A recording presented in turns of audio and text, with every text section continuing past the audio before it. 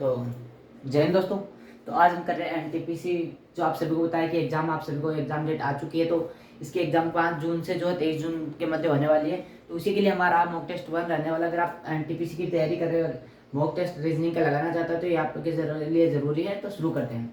एक जो है एक निश्चित कूट भाषा में एप्पल को जो है ये लिखा जाए के रूप में लिखा के जेड के ओ वी के रूप में कोटबद्ध किया जाता है तथा ग्रेप्स को जो है टी आई जेड के वी के रूप में कोटबद्ध किया जाता है।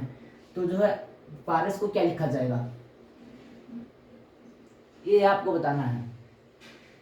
पेरस को क्या लिखा जाएगा ये आपको बताना है। अगर ये एप्पल को ये लिखा जाता है, इसको ये लिखा जाता तो इसको। तो यहाँ पे देखो क्या करना है, आपको सिंपली देखना है। क्या ऐसे क्वेश्चंस को करने के दो तरीके होते हैं। एक तो आपको जो है डायरेक्ट उसके अपोजिट पेयर मिलाना है, क्या कोई अपोजिट पेयर मिल रहा है, या फिर आपको प्लस माइनस संख्या करके देखनी है किस तरीके। या तो इस तरीके से कि सभी में कोई प्लस संख्या वर्ग, कोई कॉमन संख्या प्लस की गई, या फिर कोई कॉमन संख्या माइनस की गई, या फिर आपको दो दो के तीन तीन के जोड़ा बना के करना होता है, जो आपने पहले पढ़ रखा होगा। तो अब हमारी जो है प्रैक्टिस तो इतना आपको आता होगा मेरे हिसाब से। तो एप्पल को क्या लिखा जाता है यहाँ पे,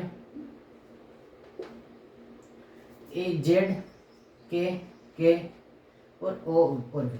तो आपको इसमें संबंध देखना है। उसके बाद जो इसमें है वही यहाँ पे एक दो अक्षरों में यहाँ पे देखिए, आपको डायरेक्ट इस पे करना है। तो यहाँ पे देखो, यहाँ पे आपको दिख रहा होगा, यहाँ से देखो ये इसका अपोजिट पे है कि ए टू जेड होता है। फिर क्या होता है, किंग 11 होता है, पंजाब वाली टीम में किंग 11 और लव हो गया, और फिर ईवी एवरेस्ट पर चढ़ाई करते हैं। तो एक ये भी है कि अपोजिट पेयर का योग 27 होता है, यानी इन दोनों का योग आप करेंगे तो 27 होगा। किसी भी दो अपोजिट पेयर का योग करते हैं तो आप 27 होगा।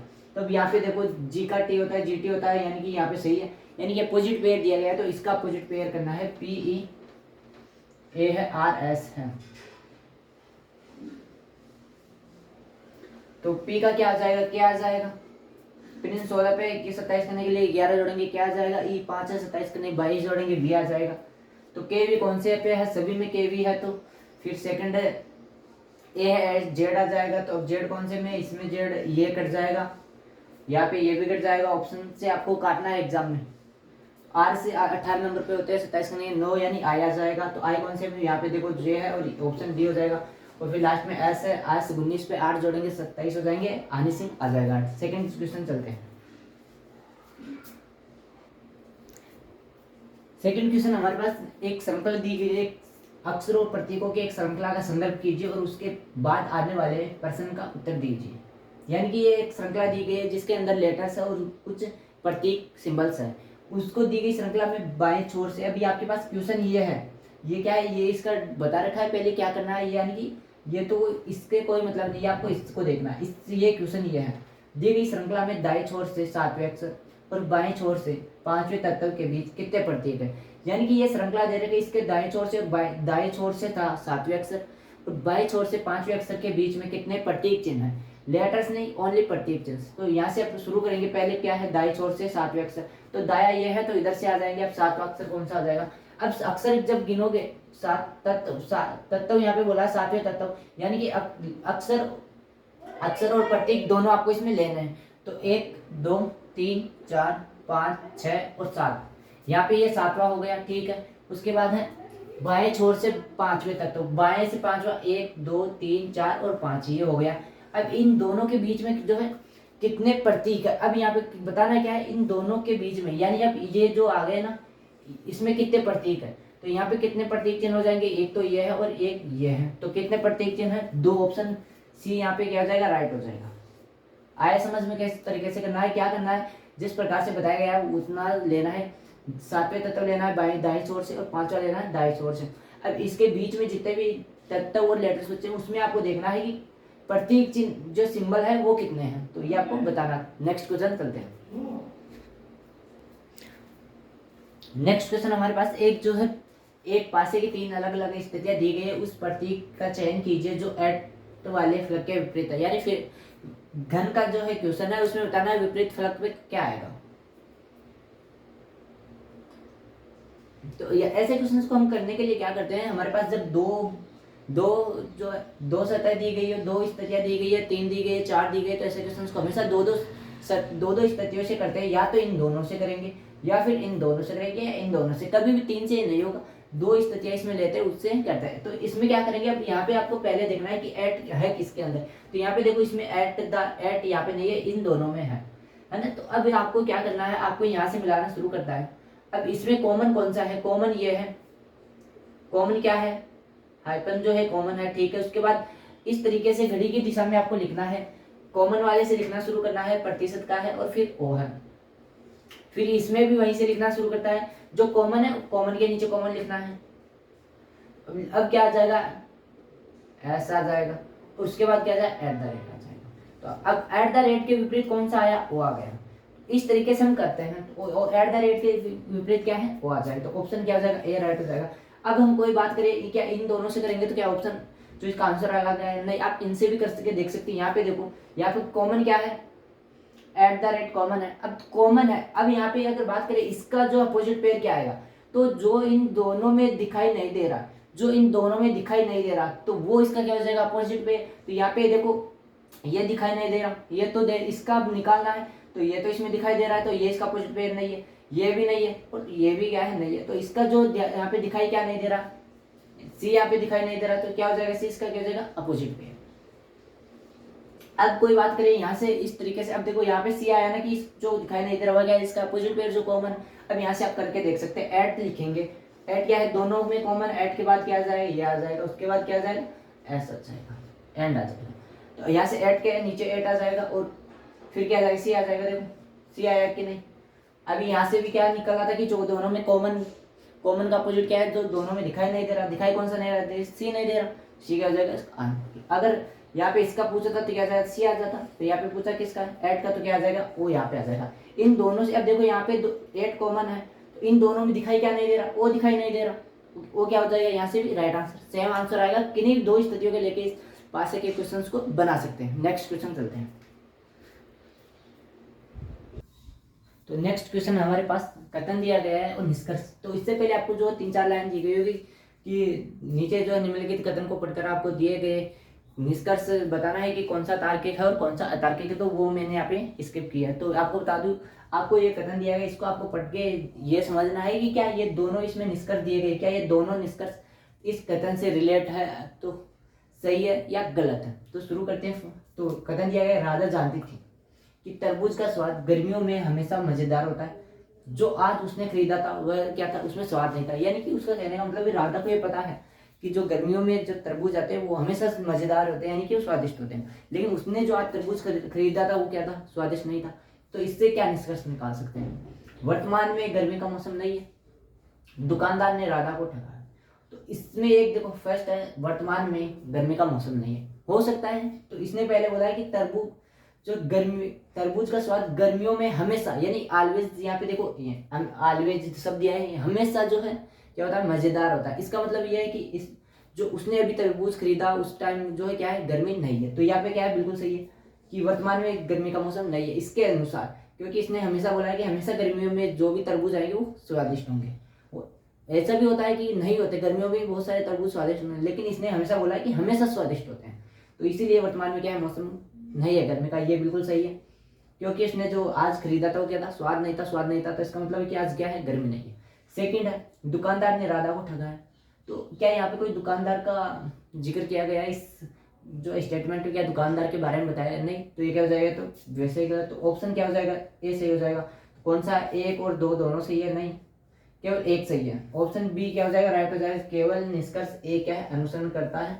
फिर सेकंड और थर्ड ऑप्शन ना तो एक और नहीं, तो ये भी गलत हो जाएगा, केवल दो भी नहीं होगा। तो ऑप्शन बी क्या हो जाएगा हमारे पास, राइट हो जाएगा। इसमें क्या अपनी तरफ से कुछ भी नहीं लगाना होता है। ऐसा नहीं है कि हाँ कुछ जो है तरबूज गर्मियों में भी स्वादिष्ट नहीं होते, नहीं, उसने बोला है हमेशा जो है स्वादिष्ट होंगे, यानी कि गर्मियों में जितने भी तरबूज आएंगे सब स्वादिष्ट होंगे इस कथन के हिसाब से। इसीलिए यहाँ पे बताया कि जो आज खरीदा था वो क्या है, गर्मी नहीं है, तभी वो क्या है, स्वादिष्ट नहीं है। नेक्स्ट चलते हैं। नेक्स्ट क्वेश्चन हमारे पास है, क्वेश्चन नंबर 5 हो जाएगा, ये 4 हम कर लिए। निम्नलिखित प्रश्न में दिए गए विकल्पों में से भिन्न आकृति का चयन कीजिए। प्रत्येक युग्म के जो कॉमा के दाईं ओर की आकृति किसी तरह नियम या संबंध द्वारा कॉमा के दाईं ओर बाईं ओर की आकृति दाईं ओर की आकृति से संबंधित। सॉरी, एक सेकंड, यहाँ पे मैं लिखता हूँ कुछ।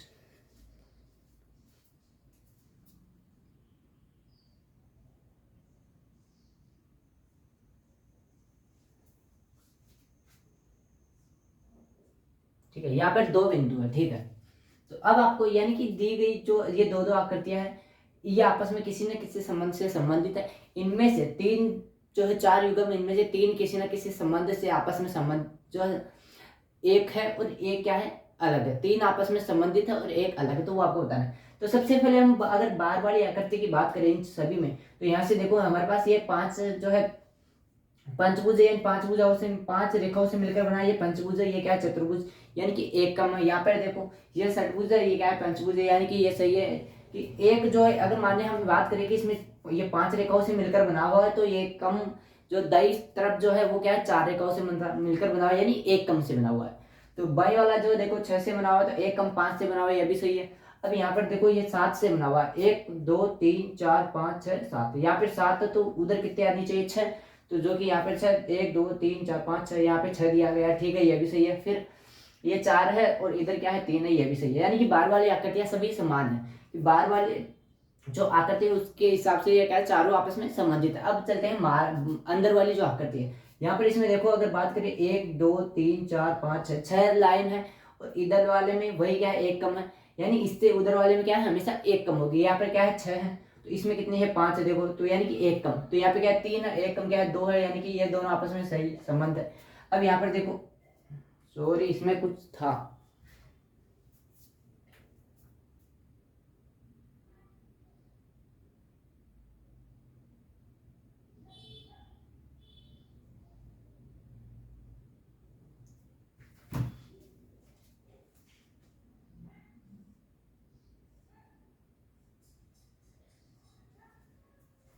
तो नेक्स्ट क्वेश्चन हमारे पास है, निम्नलिखित प्रश्न में दिए गए विकल्पों में से भिन्न आकृति युग्म का चयन कीजिए। प्रत्येक युग्म में कोमा के बाईं ओर की आकृति किसी तर्क नियम या संबंध द्वारा कोमा के दाईं ओर की आकृति से संबंधित है। ये बताया गया कि इन दोनों में जो संबंध है वो किसी न किसी 3 जो सेट है, 3 युग्म, उनमें एक संबंध क्या है, वो तीनों एक संबंध से जुड़े हुए हैं। लेकिन एक चारों में से एक ऐसा है जो आपस में रिलेट नहीं करेगा, यानी कि उसका उससे लॉजिक नहीं लगे। 3 किसी न किसी लॉजिक से समान और एक अलग, तो उस एक की पहचान कीजिए। तो अब अगर हम बात करें, देखो यहाँ पे बार वाली संख्याओं से, तो यहाँ पे क्या है, देखो इसमें 5 है, 5 सरल रेखाओं से मिलकर बना, यानी ये पंचभुज है। एक कम यहाँ पे क्या है, चतुर्भुज है, यानी कि जितनी भी है वो पहले दाई बाई ओर की जो आकृति है वो उससे एक कम दाई ओर की आकृति बनी हुई है। ठीक है, यहाँ पे 6 है, यहाँ पे क्या है, 5 है, ये भी सही है एक नियम से। ठीक है, यहाँ पे देखो 7 है, 1 2 3 4 5 6 7, ये 7 से बना हुआ है, और ये 6 से, 2 4 और 6, यानी ये भी सही है। और यहाँ पे देखो 4, ये चतुर्भुज है, 4 भुजाएं इसके, और ये क्या है, त्रिभुज 3 भुजाएं, यानी कि ये बार वाली आकृति, इसके बार वाली आकृति से देखे तो चारों के आपस में समान। अब देखते हैं अंदर वाली आकृति, तो इसमें कितनी सरल रेखाएं हैं, 1 2 3 4 5 6, इसमें 6 सरल रेखाएं, और यहाँ पे कितनी है, 5 है, यानी कि एक क्या है, कम है। दाईं ओर की आकृति में बाईं ओर की आकृति से एक रेखा कम है। ठीक है, यानी कि इसमें एक कम है। ठीक है, एक का डिफरेंस है। यहाँ पे देखो, यहाँ पे 3 है, इधर 2 सेम है, यानी कि ये दोनों तो सही हो जाएंगे। इन दोनों में तो आपस में क्या है, एक संबंध है। अब अगर हम बात करें, देखो यहाँ पे 4 है और यहाँ पे 6 है, तो यहाँ पे 4 यहाँ पे 6, इनमें कोई संबंध नहीं आपस में, जो इन दोनों में वो तो इसमें नहीं है कि इसमें ज्यादा होना चाहिए और दाई वाले में एक कम होनी चाहिए, लेकिन यहाँ पे 4 और फिर इसमें बड़ी होती है, यानी कि ये अलग गलत है, इसमें नहीं है। अब यहाँ पे देखो, यहाँ पे 5 है और इसमें कितनी है, 4, यानी कि ये तीनों तो सही है, ये तीनों तो किसी एक संबंध से संबंधित है, लेकिन ये क्या हो जाएगा, अलग है। तो ऑप्शन सी क्या हो जाएगा इसका राइट आंसर। नेक्स्ट क्वेश्चन चलते हैं।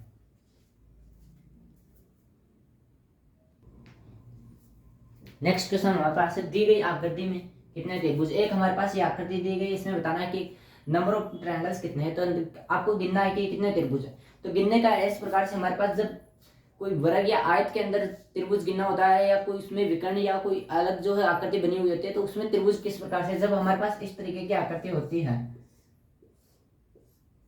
या फिर मान लो इस तरीके की हो, तो जब हम नंबर ऑफ त्रिभुज कब कैसे गिनते हैं, यानी कि 1 2 3 और 4 इस प्रकार से नंबर करके उसका डबल कर देते हैं। तो यहाँ से देखो 1 2 3 4 5 6 7 और 8, उसका डबल कर देंगे, यानी इसमें कितने त्रिभुज है, 16। इसके 4 दूनी 8 हो जाएंगे, इसमें कितने त्रिभुज, 8 हो जाएंगे। तो वही क्या करेंगे इसमें करेंगे कैसे, 1 2 3 4 5 6, 6 दूनी कितने होते 12, और 12 वाली यहाँ पे इस तरीके से कैसे जोड़ते हैं, दोनों को नंबरिंग करेंगे और क्या करते हैं, दो जोड़ देते हैं, तो 1 और 2 3 हो जाएंगे, तो 3 हो गए, कितने हो गए 15, नंबर ऑफ त्रिभुज कितने आ गए 15। तो ऑप्शन कौन सा है, सी यहाँ पे हो जाएगा, राइट हो जाएगा। ये समझ में आया, ये कंसेप्ट था कि इस तरीके से कैसे जोड़ते हैं, ये आपको अगर नहीं पता तो आप देख लेंगे, नंबरिंग करेंगे और उनका डबल कर देंगे 2n, यानी जितने मान लो यहाँ पे 10 अगर खाते इसमें 10 ब्रैकेट है तो 10 × 2 कर देंगे 20 हो जाएगा, 2n, ये फॉर्मूला 2n, अगर 15 है तो 30 हो जाएगा, इस तरीके से होता है। नेक्स्ट क्वेश्चन चलते हैं। नेक्स्ट क्वेश्चन हमारे पास दिया गया है, एक निश्चित कूट भाषा में अगर बस को 42 के रूप में लिखा जाता है, कोट को 38 के रूप में लिखा जाता है, तो ड्रम को क्या लिखा जाएगा। तो यह आपको बताना है कि अगर बस को अगर 42 लिखा जाता है, वही क्या है, कोट को कितना लिखा है 38, तो यहाँ पे बताना है ड्रम को क्या लिखा जाएगा, यानी इसको क्या कोड दिया जाएगा। तो ऐसे क्वेश्चंस को करने के लिए हमारे पास 2-3 तरीके होते हैं। पहला तो होता है कि लेटर्स की रैंक जोड़ के दिया गया हो, कि सभी जितने भी लेटर्स इसके अंदर है उन सभी की रैंक जोड़ी गई हो, या फिर उसके अपोजिट पेयर की रैंक जोड़ी गई हो, या फिर तीसरा तरीका होता है कि जितने अक्षर है इसमें उनका स्क्वायर किया गया हो या क्यूब किया गया हो, या फिर कोई संख्या योग करके जो है इनका लेटर्स का योग करके जो है नंबर ऑफ लेटर्स कितने हैं वो जोड़े गए हो, या फिर वो घटाए गए, इस तरीके से करते हैं। तो वो आपने प्रैक्टिस में किया होगा, तो अब यहाँ पे मॉक है तो उस हिसाब से हम चीजें चलेगी। क्या आप देखो यहाँ पे सबसे पहले क्या करते हैं, लेटर्स की रैंक जोड़ते हैं। तो बी क्या है 2 पे आ जाएगा, यू 21 पे आ जाएगा, एस 15 पे आ जाएगा, एस सॉरी 19 आ जाएगा ना, हाँ। तो ये कितने हो गए 40 और 2 42, यानी कि इसमें 42 दिया गया है कि लेटर्स की क्या है रैंक जोड़ी गई है। तो अब यहाँ पे करेंगे, देखो इसको देख लेते हैं 3 और क्या है 15, ठीक है 20 पे, तो 35 3 38, ये भी सही है। तो अब इसको क्या करेंगे, यानी लेटर्स की रैंक जोड़ी गई तो इसके भी क्या करेंगे रैंक जोड़ेंगे। डी क्या है 4 पे, आर 18 पे आ जाएगा, यू 21 पे आ जाएगा, एम 13 पे आ जाएगा। जोड़ो कितने होते हैं 34 हो गए, 34 और 18 52 8 4 56, ऑप्शन कौन सा हो जाएगा यहाँ पे 56 सही है। देखो 4 4 और 8 12 और 4 16, यानी 6 से अक्सर आ जाएगा, डी आ जाएगा, ठीक है 56 क्या हो जाएगा इसका राइट। तो नेक्स्ट चलते हैं।